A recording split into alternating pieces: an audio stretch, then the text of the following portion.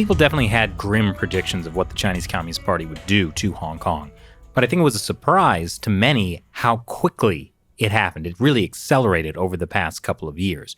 Why do you think the Chinese Communist Party suddenly felt like it had to rein in Hong Kong? Right. Thank you. A couple of things I feel, and this might be somewhat of a hot take, but I feel like Xi Jinping and the Chinese Communist Party is the worst manifestation of a very long-standing problem of the Chinese Communist Party and of the culture behind it. The term that I would like to use is Chinese imperialism. And when we talk about imperialism, it's always about colonization, colonization in the age of discovery, as we know it. But what we often ignore is the heaven's mandate and the Chinese version of its own imperialism. For thousands of years, they have done this.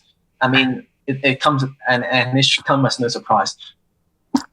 The assimilation and forced assimilation and the homogenizing of cultures has been the way of expansion for its culture for the hemisphere. And all throughout Chinese history, it's happened.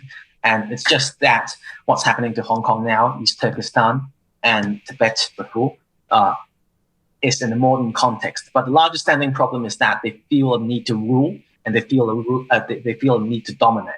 And this sort of problem is manifested in Xi Jinping in more so than anybody else.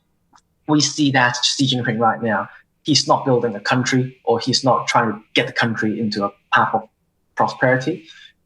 He's trying to build an empire, and that is exactly what he's doing. The island chains that China and Censored have covered so many times before, like the Philippines and stuff like that, in the South China Sea and the Nine Dash Line, all sorts of aggression, it's outwards, right? They're oppressing people internally, and at the same time, they're expanding outward. The intolerance for diversity within their borders or within their sort of cultural sphere, well, they will only allow certain token minorities to exist. Like the Chinese state propaganda, there was a very disgusting piece of Chinese propaganda put out recently where they showed Uyghur people dancing in a musical and saying stuff like, basically signaling that nothing is happening in Xinjiang or nothing is happening in occupied East Turkestan, and then showing that in an Australian press conference. Well, when it's under surveillance and supervision like that, they can't allow token minorities and voices to be heard, but only if it's under their dominance. So yeah, I feel it's their expansionist outlook on the world that is causing all these sort of problems. And Xi's ambition on top of this sort of lifelong term as the ruler of China, ruler of the People's Republic of China. So is it possible, with the Chinese Communist Party having clear intentions to, well, kind of, as you say, Chinese imperialism, take over the South China Sea, take over Taiwan, the Communist Party felt like it had to get Hong Kong under control before it could successfully take on those challenges? Yes, I think so. And they were on a roll as well, because they have to take, well, in my view, it almost feels like, this is the most optimistic way to look at a very bad situation, I feel. Xi and his party, and the party under his rule, is a dying man making their last stand. They're now seeing this economic boom, prosperity, and really quick growth all across their economy before COVID, right? And they felt so powerful, and they also knew at the same time, I feel, that if they didn't use that power now, it's going to dissipate because the labor force is going to shrink, and then the Chinese economy is not going to keep growing forever. So they either take these sort of shakier parts of their claimed sovereignty, like Hong Kong and Taiwan, when they have the chance, or they will never take it again. So they took this bet, they took this bet where they basically just put everything in, and they decided to take these places back before they don't have the power to anymore. Well, a wartime economy is one way to keep the economy going. Well, I do think that it's interesting that the expansionism has gotten worse as the economy has slowed down inside China. Like we've talked before about how they're using the Belt and Road essentially to export their like excess capacity, right? Like they have too many men without jobs. Like if they send these people, if they send these factories overseas to Africa, to Central Asia, these places, they can kind of like help their economy internally and kind of like export that so they don't have to deal with the economic slowdown. And then I remember when we were talking with Nuri Turkel, like some of the Uyghur activists who were saying, you know, the Belt and Road has a lot to do with what's happening in Xinjiang, in East Turkestan, right? Like about how it's their way to kind of like they need to control Xinjiang so that they can kind of like get into Central Asia with the Belt and Road. And I feel like Hong Kong, one thing they definitely have is the financial thing, right? Like Hong Kong's financial institutions, the financial infrastructure that's there, like being able to control that is like a key part of also expanding. Which is why sanctions, the U.S. sanctions against all of those banks and, well, officials in Hong Kong is a very powerful way to challenge that. But it's interesting also how this sort of expansionist attitude undermines what the Chinese Communist Party is doing. At one point, it seemed like, at least in some parts of the segment of Taiwan, people were saying, yeah, maybe a one country, two systems thing with China is a good solution. But obviously, after everything that's happened in Hong Kong, that made it very clear to most people in Taiwan that that kind of a peaceful resolution is not going to happen, which only leaves what the Chinese Communist Party has been promising all along, an invasion of Taiwan. Yeah, and I really like the term that you used earlier. It's very much so a wartime economy that they're building.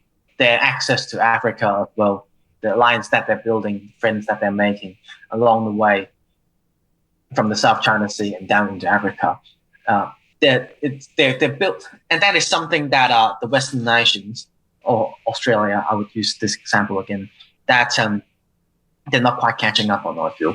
Well, there's the potential for an almost unlimited expansion by the Communist Party, because 20 years ago, it would have seemed inconceivable that the Chinese military would be not only building out islands in the Spratlys in the South China Sea, but also militarizing them. Like that type of territorial expansion has just seemed inconceivable 2 decades ago. But if you look at like in the early 1400s, there was a famous Chinese admiral, Zheng He, who sailed these treasure ships all the way through the Indian Ocean and down the coast of Africa. And there's even monuments in many of these places set up by Chinese traders during that era, 600 years ago. Of course, that's not Chinese territory, right? But I can see a world in which a few decades from now, if unchecked, the Communist Party, feeling this need to further expand, will start saying, parts of Southeast Asia have always belonged to China.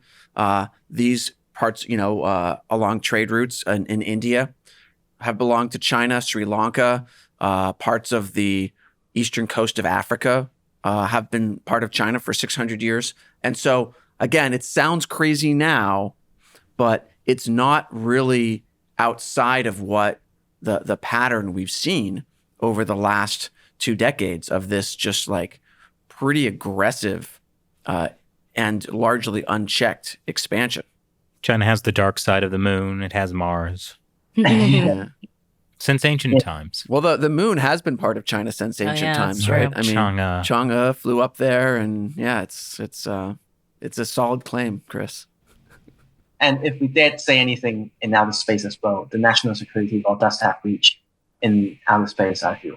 I think. Yeah. Wait, what? It has reach in outer space? Yeah, I don't think there's a limit on its jurisdiction. Like you can say something in the US, in the UK, anywhere you are, any sovereignty, as long as it's against the party interest. Yeah, like if we are critical of the Chinese Communist Party in the US and go to Hong Kong, we would still be at risk. So even if we go to the future Elon Musk moon base and say something against the Chinese Communist Party, we can't go to Hong Kong.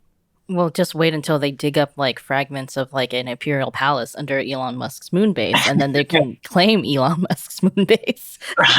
Yeah. Well, if Elon Musk doesn't, change his tune on China quickly, he may end up cooperating with the Chinese, a totally private Chinese company to build, a Tesla moon base. Yeah. Well, that goes back to Elon Musk is a smart guy, and he's making the same mistake everyone makes to think that, we can trust China. We can trust private Chinese companies. Even we did an episode about this last week about how there are even Taiwanese companies, semiconductor companies, doing business with Chinese companies, private companies, that are taking this technology and designing hypersonic missiles that could be used against Taiwan. Yeah, and that is exactly the problem. The public here, we are in the free world. We need to realize one thing, which is we are already in the war, right? We say that we fear war with China, we fear a conflict with China. Is war with China inevitable? Well, it's already happening. It's a shadow war. It's just that we don't notice it, and it's happening under our feet. But it doesn't mean it's not there. And the numbers are not numbered in casualties, or are not tallied up in casualties or lives lost. It's in cases of East Turkestan it is, but it is seen in our price, in the price of our daily items. The numbers of factories and critical infrastructure and resources that China is buying up, it's being reflected in those reports. It's just that there are no active blood being shed on your soil doesn't mean there's no war happening. And this is something that we have to realize, and this is something that China realized more than anyone else. So we are still sort of stuck. Well, the public is still sort of stuck, I feel, in this Francis Fukuyama end of history sort of mindset, in that we just sort this out diplomatically. Well, maybe we can. Well, if we do this really right, if we do this right and we do this straight and we do this quick, maybe we can avoid a full-on hot war conflict, which nobody wants to see with China. But to reach that point, the first thing that we have to say to ourselves is that there is an active conflict going on. Just because we ignore it doesn't mean it's not happening, and we have to reflect it in our daily lives as well. We have to know what to invest in and what not, and we have to know what to support and what not to. That is the very basic entry level into living in our modern life, in the life in conflict with China, I think.